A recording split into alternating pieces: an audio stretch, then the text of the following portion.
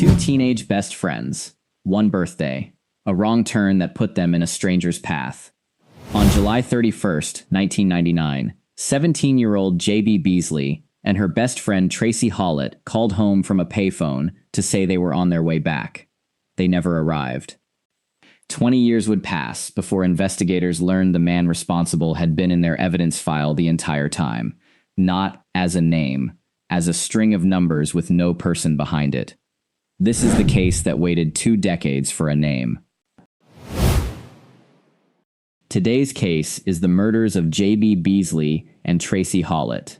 Let me know in the comments where you are watching from tonight, and if you are new here, please consider subscribing, as that's what keeps us going. Now, back to the last night anyone saw them alive. J.B. Beasley and Tracie Hawlett had been best friends since middle school, the kind of friendship that survives arguments over boys and stays intact through every awkward year of adolescence. By the summer of 1999, both girls were 17, both about to start their senior year at Dothan High School, and both looking forward to a summer that still had a few good nights left in it. Dothan sat in the Wiregrass region of southeastern Alabama, the kind of place where everyone's family knew everyone else's, where a Saturday night in July usually meant a party at somebody's house, a field, or a backyard, and where 2 teenage girls driving off together barely registered as anything worth a second thought. Beasley and Hawlett had made this kind of drive dozens of times before. July 31 was Beasley's 17th birthday. To celebrate, the girls made plans to drive out to a party near Midland City, not far from Headland, a short trip from their hometown of Dothan. Around 10 that evening, they climbed into Beasley's black Mazda, said their goodbyes, and pulled out of the driveway. It was an unremarkable start to what should have been an unremarkable night. Somewhere along the back roads, in the dark, on a stretch of highway that all looked the same after a certain point, they took a wrong turn. Instead of Headland, they ended up nearly 30 minutes off course, in the small town of Ozark. Confused, low on options, and probably a little annoyed with themselves, they pulled into a convenience store, hoping someone could point them back toward the highway. The store itself was closed for the night, its lights mostly dark, but a woman named Marilyn Merritt happened to still be there with her daughter. She would later tell police that the 2 girls seemed calm, maybe a little embarrassed at being lost, but nothing more than that. Just 2 teenagers who had made a wrong turn and wanted directions home. Security footage from the store's camera would later capture the exact moment they pulled into the lot, just past 11 that night.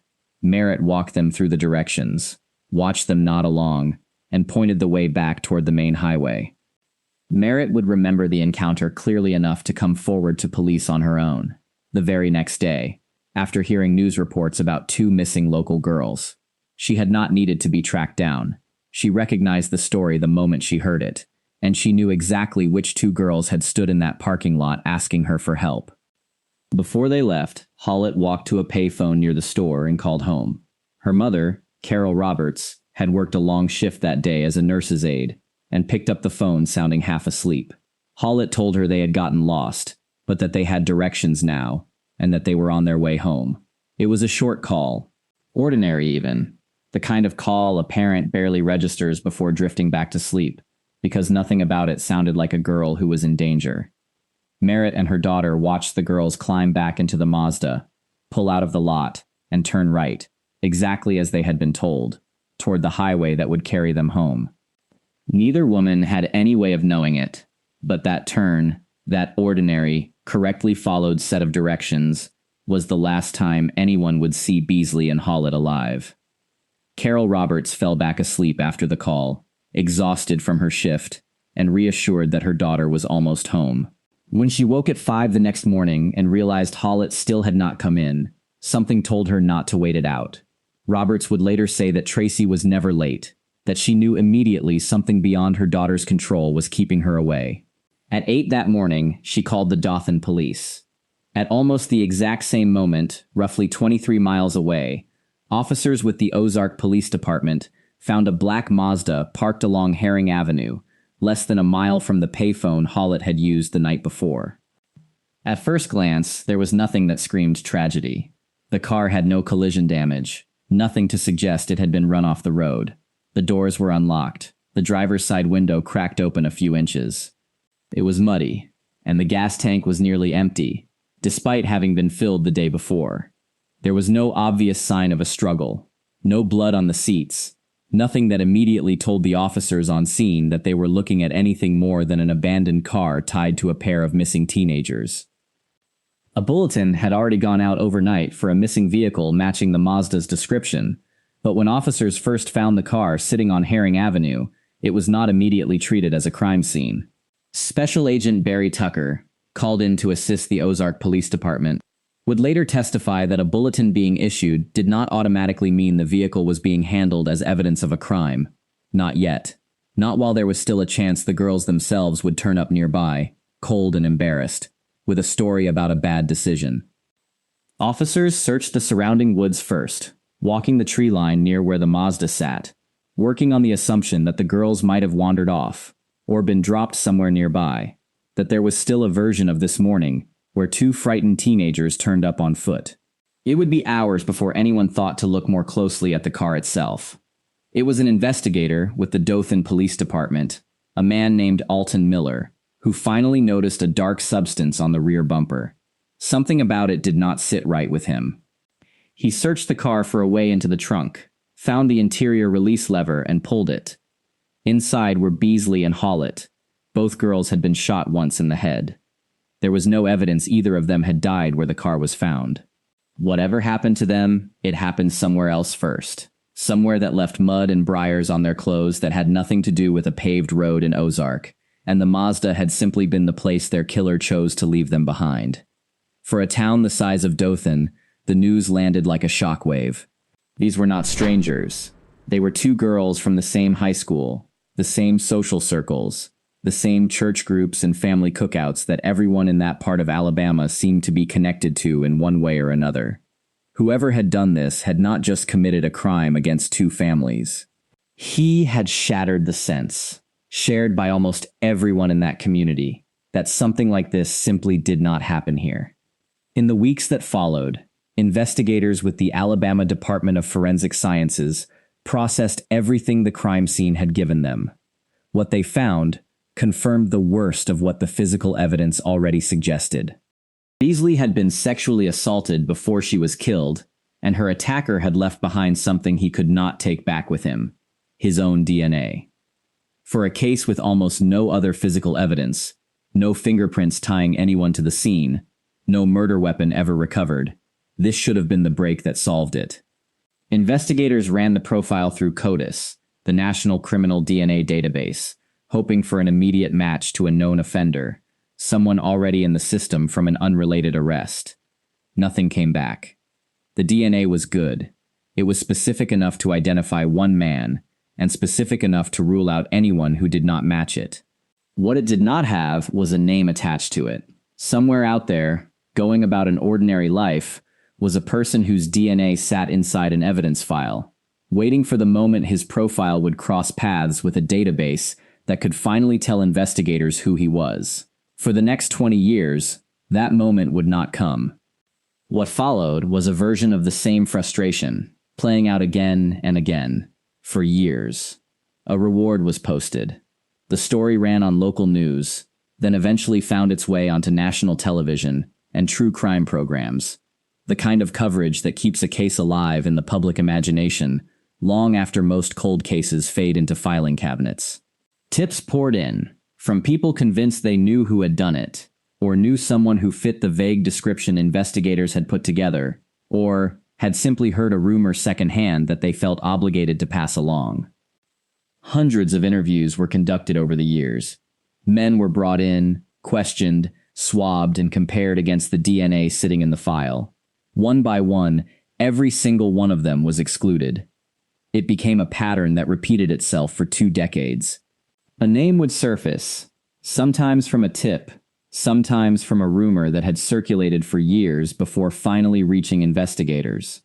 Detectives would chase it down, occasionally with real hope attached to it, pulling records, tracking down alibis, sometimes driving out of state to interview someone who fit the profile just closely enough to matter. And then the DNA, The one piece of physical evidence that could actually tie a specific person to the crime would clear them. The case would go quiet again, until the next name came along, and the cycle would repeat. For the two families at the center of it, this was its own kind of torment. Every new lead meant hoping again, and every exclusion meant grieving the same loss a second time, or a 10th time, or a 50th. There is a particular exhaustion that comes from being told repeatedly that an answer is close, only to watch it dissolve back into nothing.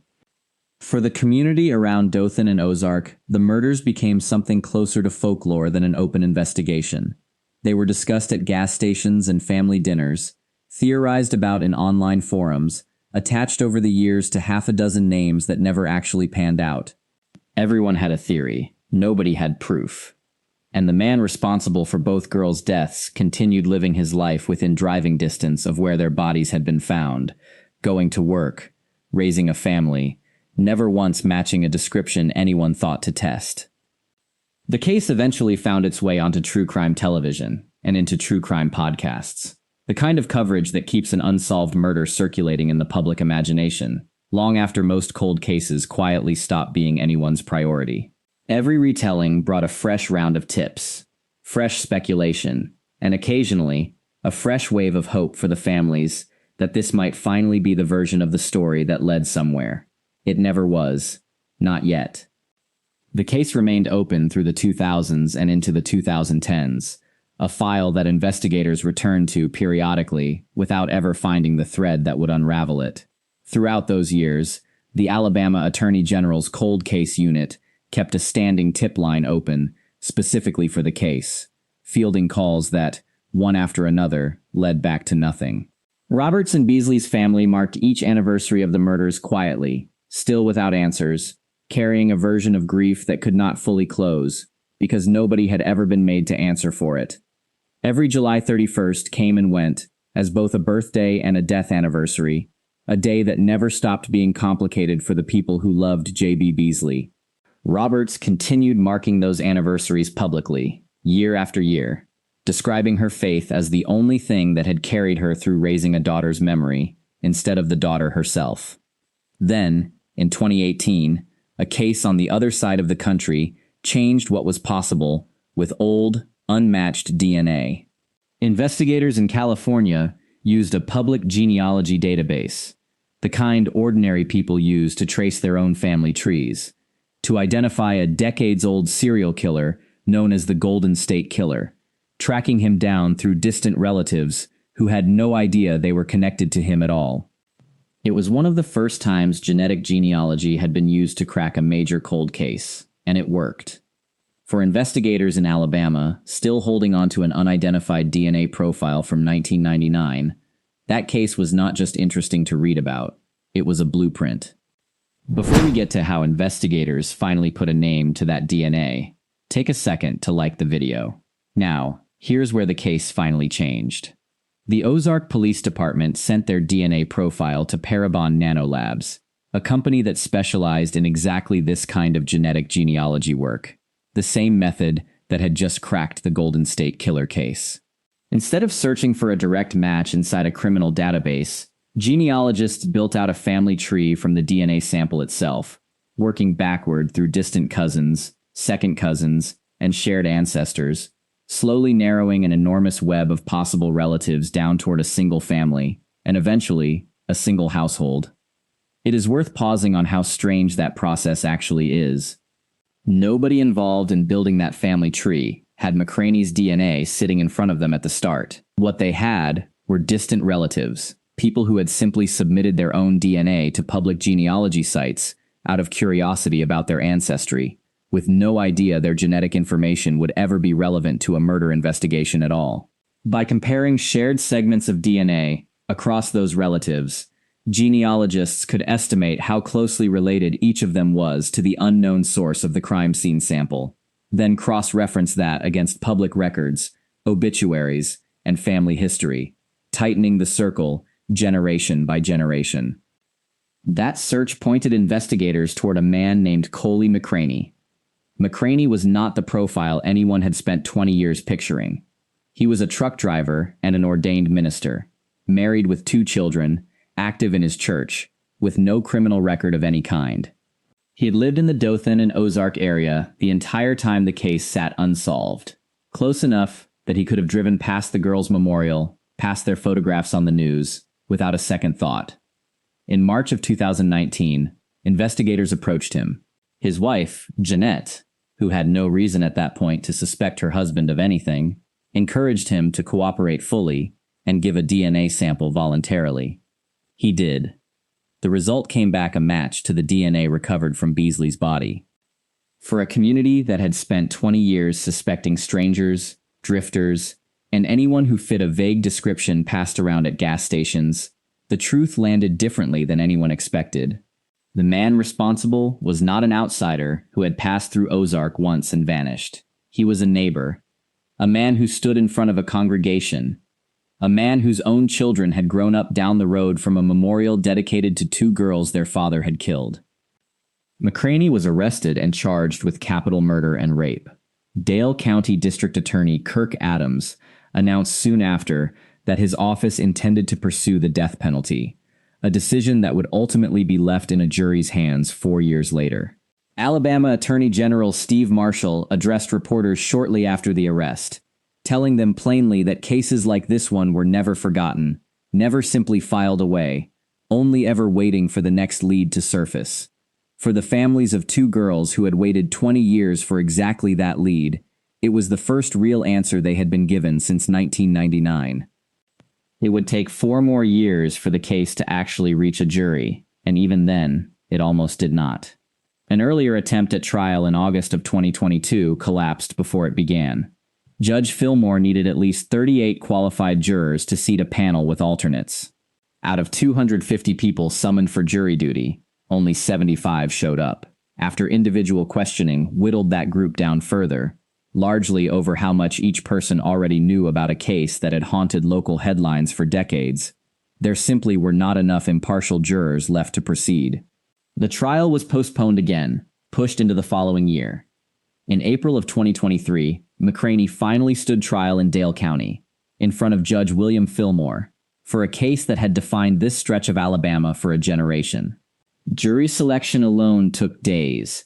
Hundreds of Dale County residents questioned about what they already believed about a case most of them had grown up hearing about.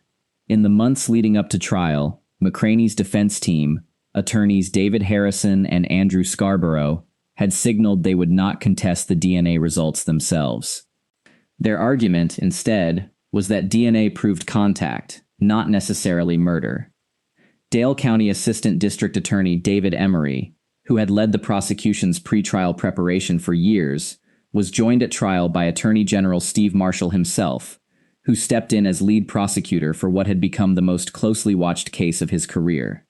Over 9 days of testimony that followed, prosecutors laid out a case built largely on the DNA evidence and the timeline surrounding it, calling witnesses who had spent decades connected to the investigation, including retired officers, a forensic biologist who walked the jury through the DNA evidence, and the same investigator who had opened that trunk in 1999.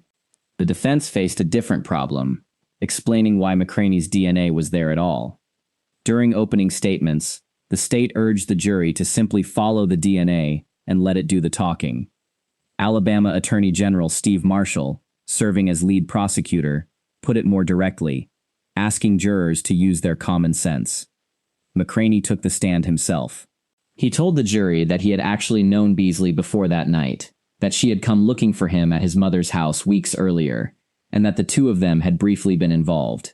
He said he knew her only by the name Jennifer, and did not learn her real identity, or that she had died, until the moment of his own arrest in 2019.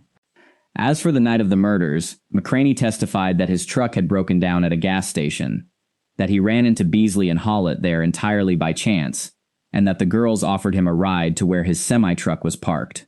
He said he and Beasley had a sexual encounter inside the cab of that truck, after which the girls drove him home. Prosecutors offered a starkly different account, one that lined up with everything already established at the very beginning of the case. There had been no prior relationship, no chance meeting, no plan of any kind. Beasley and Hawlett had simply gotten lost trying to find their way home, exactly as the pay phone call and Marilyn Merritt's own account had already made clear, years before McCraney was ever a name investigators knew. Prosecutors argued that McCraney encountered the girls that night, armed, and forced them back into their own car.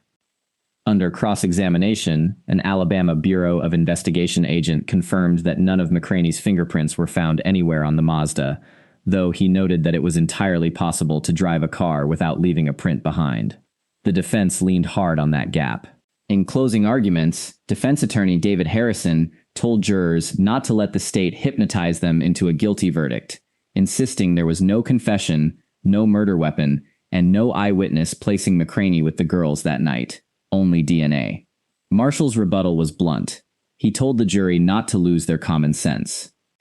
On April 26, 2023, after 9 days of testimony, the jury returned its verdict. Guilty on all 4 counts of capital murder. 2 counts of capital murder tied to shooting into an occupied vehicle, 1 count of capital murder committed during a rape, and 1 count of capital murder of 2 or more people. In June of that year, a jury recommended, and Judge Fillmore formally imposed, a sentence of life in prison without the possibility of parole, closing a case that had opened 24 years earlier, with a phone call that never should have been the last one. Go back for a moment to where this story started. 2 best friends, 17 years old, in a car on a summer night, celebrating a birthday that should have ended with nothing more than a curfew missed by a few minutes. A wrong turn onto an unfamiliar road. A stop at a closed store for directions from a stranger who happened to still be awake. A quick phone call home, just to say they were lost, but that they had directions now, and they were on their way. They were not lying when they said that. They believed it too. For 20 years, the only trace of what happened to them after that phone call sat inside a file, a genetic profile with no name attached to it, waiting for technology, and a family tree belonging to a man nobody had ever suspected, to finally catch up to what had already happened on Herring Avenue. After 24 years, the case finally had an answer. Coley McCraney was found guilty and sentenced to life without parole. J.B. Beasley and Tracie Hawlett were never coming home. But after 2 decades, their families finally knew who was responsible. And the DNA that had waited 20 years for a name finally had one. This is Just Crime Talks. I'll see you in the next case.